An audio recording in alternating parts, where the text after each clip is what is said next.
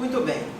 Dando continuidade, então, ao nosso assunto, nós começamos com algumas definições e conceitos importantes. No vídeo passado, nós definimos população, definimos amostra, definimos parâmetro, definimos estimador, definimos estimativa.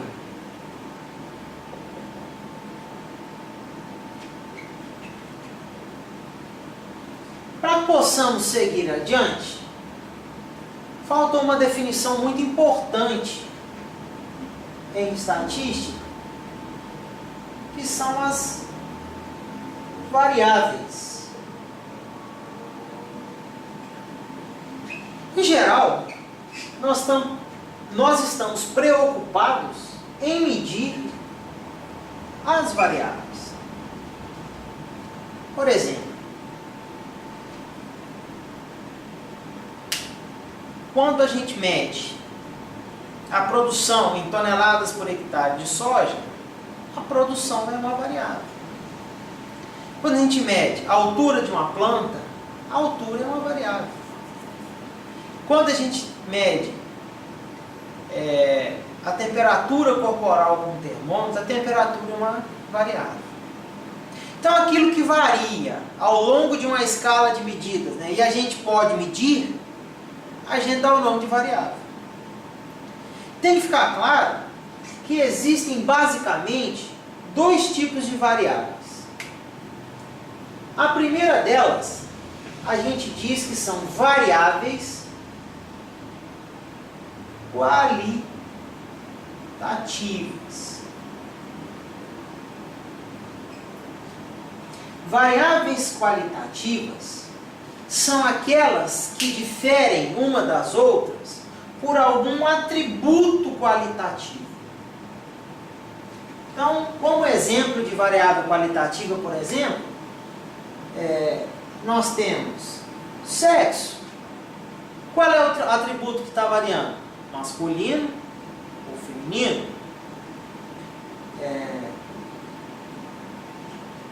Cor. Se a gente pensar só do ponto de vista cor, né? Azul, amarelo, roxo.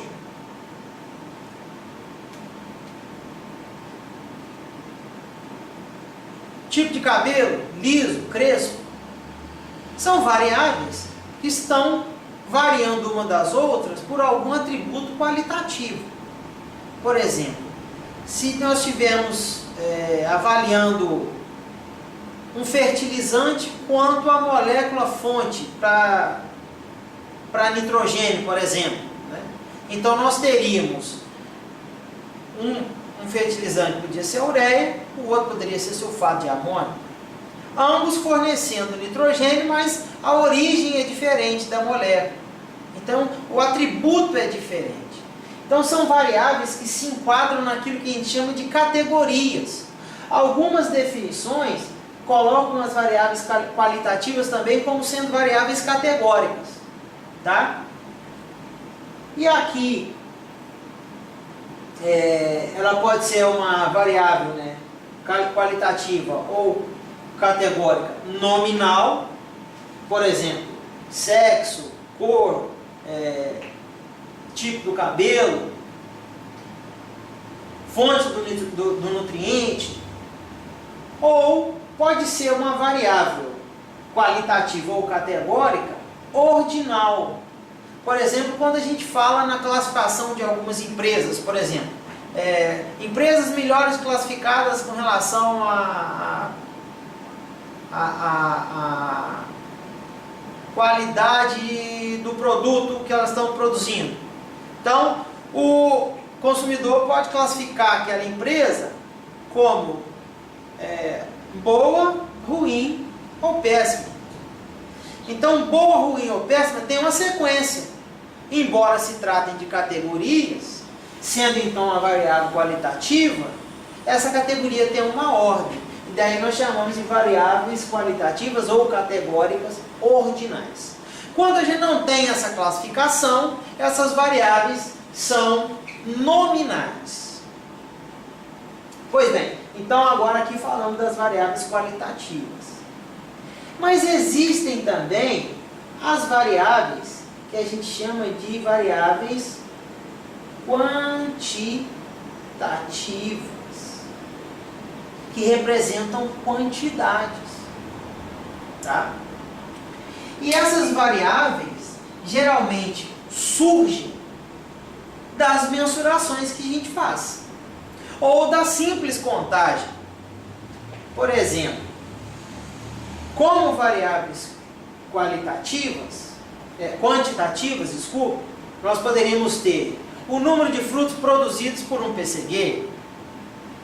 Nós poderíamos ter também a altura dos estudantes, como eu disse no vídeo anterior, uma variável quantitativa. Ela se refere a um valor numérico, a uma quantidade que surge ou de uma mensuração ou de uma contagem. Agora, quando a variável quantitativa surge de uma contagem e representa apenas números inteiros, por exemplo, número de filhos de determinado casal, né? Essa variável é quantitativa discreta. Um casal pode ter 1, 2, 3, 4, 5, 6, 7 filhos, números inteiros. Agora, um casal não pode ter um filho e meio. Ah, mas aonde se enquadraria então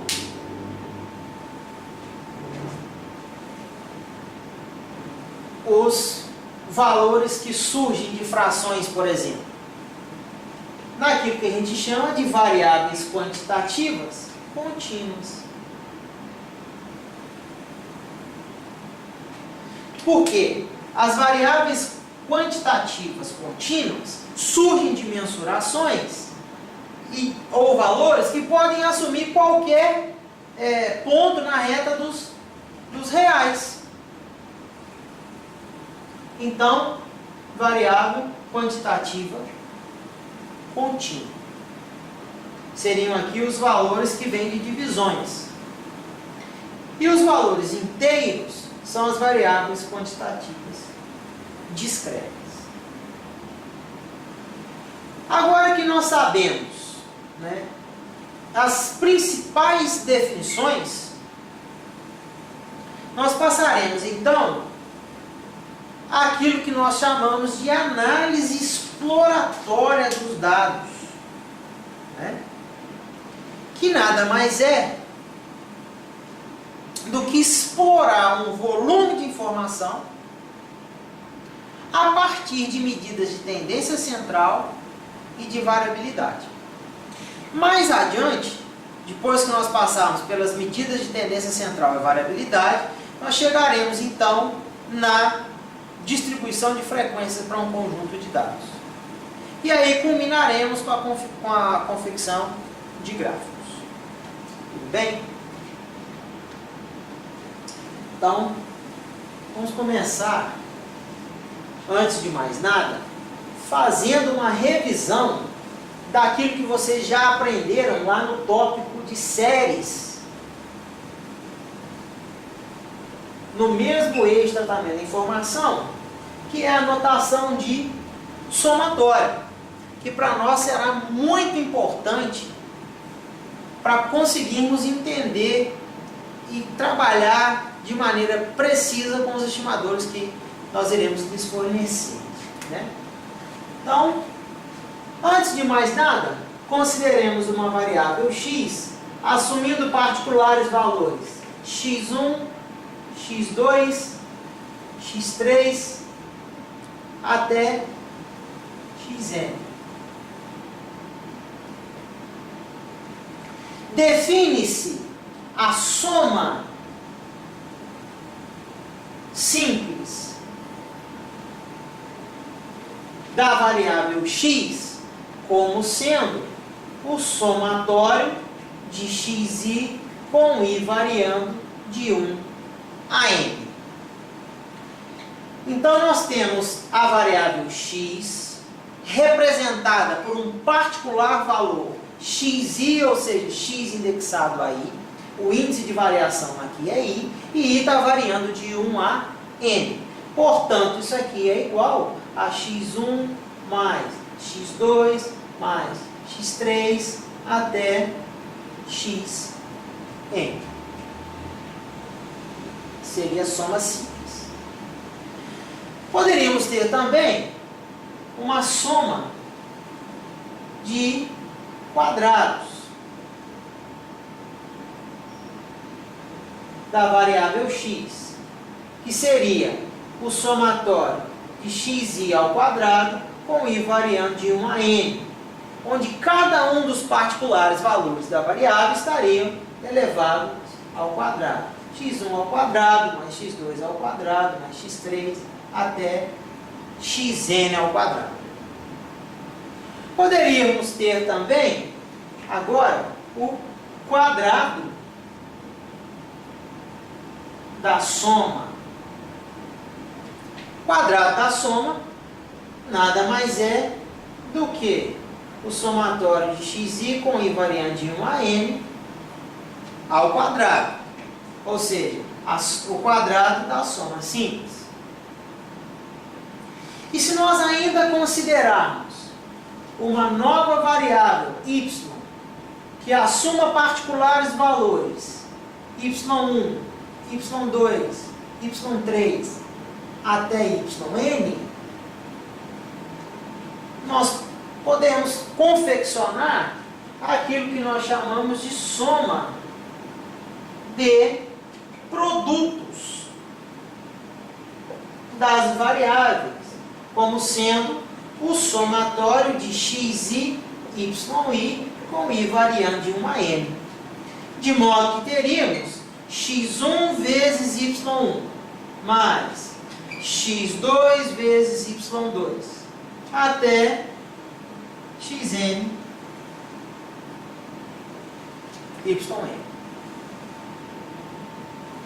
De igual modo, podemos, quer dizer, de modo semelhante, podemos também definir, se nós tivermos aqui uma soma de produtos, também podemos definir agora o produto das somas, como sendo então o somatório de xi com i variando de 1 a n vezes somatório de yi com i variando de 1 a n. Então, nesse caso aqui, confecciona-se a soma simples de xi e multiplica pela soma simples de y. Então, apenas uma revisão para relembrar vocês do que vocês já tinham visto na parte de séries.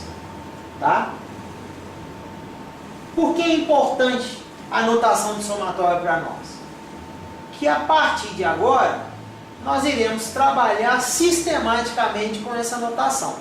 Então, vocês precisam praticar bastante e ter noção dos somatórios e de todas as suas propriedades. Voltemos à soma simples da variável x aqui. Se eu perguntar a vocês quantas parcelas existem nessa soma,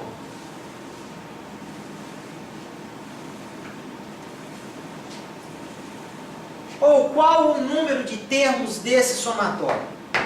Ora, basta aplicar a seguinte expressão.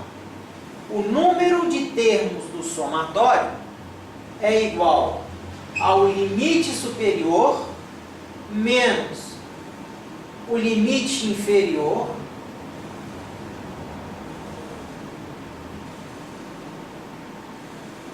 mais 1 menos R, onde R é o número de restrições impostas ao somatório. Então, vejamos o caso da soma simples aqui destacada. Quantos termos nós temos aqui? Basta aplicar a fórmula. O número de termos é igual. Limite superior é o limite máximo do indexador, então é N. menos limite inferior 1 mais 1 menos 0 restrições. Nós não aplicamos restrição nenhuma nesse somatório. De modo, então, que isso é igual a n. Tem menos 1 mais 1 dá 0. Menos 0, 0 também. Sobra, então, o quê? Apenas n. Suponhamos agora que eu digo: efetue a soma simples da variável x para x, somatório então de xi com i igual a 1 até n, porém i diferente. Vamos mudar aqui. Somatório de xi com i de 1 a 5, porém i diferente de 3. Como é que executaríamos então? Quando i for igual a 1, teremos então x1 mais x2 mais, i diferente de 3. Então aqui já é x4 mais x5. Obviamente que nós implementamos aqui uma restrição ao somatório. Se quisermos saber o número de termos desse somatório, agora seria: número de termos é igual limite superior 5 menos limite inferior 1 mais 1 do estimador da fórmula menos uma restrição que foi imposta. Então esse somatório apresenta 4 termos. 1, 2, 3, 4. Tá certo? E assim, então, agora nós já sabemos calcular o número de termos do somatório. Nosso próximo passo é discutir com vocês as propriedades intrínsecas aos somatórios, que são 3.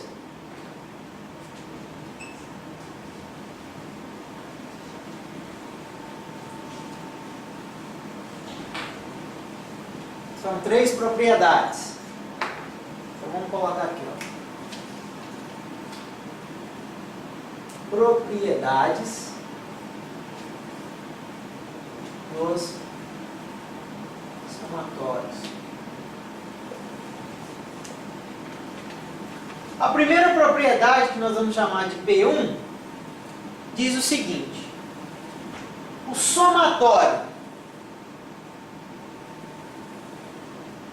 de A com I variando de 1 a N é igual a NA. Percebam, existe algum indexador em A? Não. A não está indexada a nenhum indexador. Portanto, A é uma constante. Então, o somatório, a propriedade é a seguinte, ó. O somatório de uma constante é o número de termos do somatório que multiplica a constante. Essa é a primeira propriedade. E está destacada no material de vocês do primeiro tópico do eixo. Percebam que é uma continuidade. A propriedade 2 diz o seguinte: que o somatório de AXI com I variante de 1 a N é igual a somatório de xi com I variante de 1 a N. Ou seja, o somatório de uma constante que multiplica uma variável é igual ao produto da constante pelo somatório da variável. Então essa seria a propriedade 2. E a terceira propriedade diz o seguinte: que o somatório de xi mais yi menos zi com i variante de 1 a n é igual ao somatório de xi mais somatório de yi menos somatório dizer I. Né? Todos aqui variando de 1 a N. O que diz essa propriedade para nós? Que o somatório da soma ou subtração de variáveis é igual à soma ou subtração dos somatórios das variáveis. Tá? Então, com isso, nós fizemos uma revisão dos conceitos básicos e fizemos uma revisão também de somatório e propriedade do somatório. No próximo vídeo, entraremos então na análise exploratória dos dados propriamente dita.